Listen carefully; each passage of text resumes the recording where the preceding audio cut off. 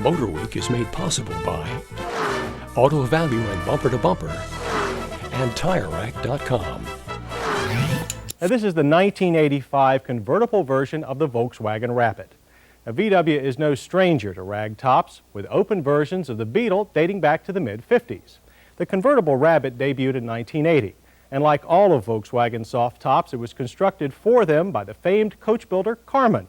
So although hardtop Rabbits are now history, this fresh air version thankfully continues. So the 85 Volkswagen Cabriolet isn't the most stylish convertible you'll come across, but it's still one of the best all-around grin-getters going. Now, buzzing down the highway, looking like a brick in the breeze, may not be chic, but it does show that frumpiness can be fun. Fitting a convertible top to a tall, angular car like the Rapid is a no-win proposition, but VW and Karmann did the best they could. Using a massive roll bar for structural rigidity didn't help the top-down lines either, but it works marvels for rollover safety. It also makes the manual top a bit harder to raise. You'll need some muscle here to stretch and secure the top to the twin windshield frame latches. The top, though, is of very high quality, with a full underside lining for longer life. Now, that'll mean better protection from the rotting effects of the sun, and it's a good thing since not everybody will always use the high-fitting boot. Either way, with the top down, outside mirrors are a necessity for good rear vision. Last spring, just as the Golf was about to replace the solid top Rabbits, VW introduced a special Wolfsburg edition of its convertible. It got a lot of the Rabbit GTI's hardware, and the finer bits and pieces have all been continued in the 85 Cabriolet. That includes a 90 horsepower 1.8 liter, close ratio 5-speed manual transaxle, also comparable springs, shocks, and stabilizer bars.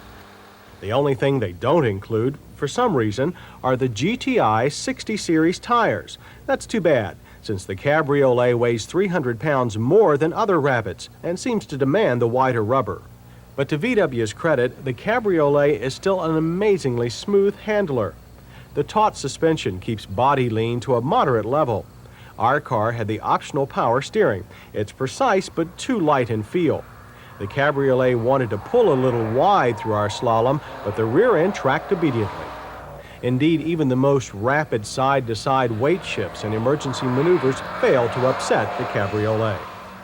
Since they did include the GTI's larger motor, straight-line performance was also kept in the above-average range.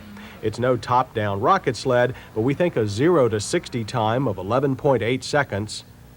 An even more impressive third gear 40 to 55 passing time of 3.9 seconds is more than enough speed for this VW's fresh air freaks. Ventilated front disc brakes also ensure that the Cabriolet will stop as confidently as it goes, with distances from 55 averaging a very brief 113 feet after 6 tries. Our only complaint was that a somewhat over-boosted system made the brake pedal a bit too sensitive, so a 4-wheel lockup of the disc drum system comes on easier than we'd like, but straight stops were still the rule. Inside the Cabriolet, you'll also find a lot of the Rabbit GTI's former magic. The front seats are nothing short of terrific, with plenty of support all around. Instrumentation is complete, if somewhat misplaced. The big, clear speedo and tach do face the driver, but VW, as usual, put the other engine gauges on the console down by the shifter, which, by the way, is connected to a very smooth linkage. As with most front-wheel drive cars, though, it's still a bit vague. As you'd expect, things aren't so wonderful in the back seat, where both head and legroom are very limited. And the very small opening for the trunk means that soft bags, or in this case, life jackets, will all fit the convertible much better than a 3-seater.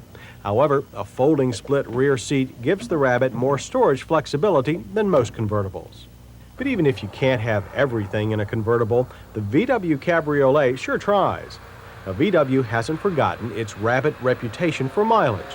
While new EPA ratings call for 24 city and 29 highway, we beat their downgraded laboratory numbers with 32 on our 100-mile urban loop. So the Volkswagen Cabriolet has a few flaws, but none are very serious. And at a very well-equipped base price of $11,600, it's one of the cheaper convertibles around, and that price includes a new 2-year unlimited mileage warranty. So until a new Golf ragtop arrives, this VW Cabriolet will continue to be one of our favorite, frugal, fun to drive, if a bit frumpy, folding top treats.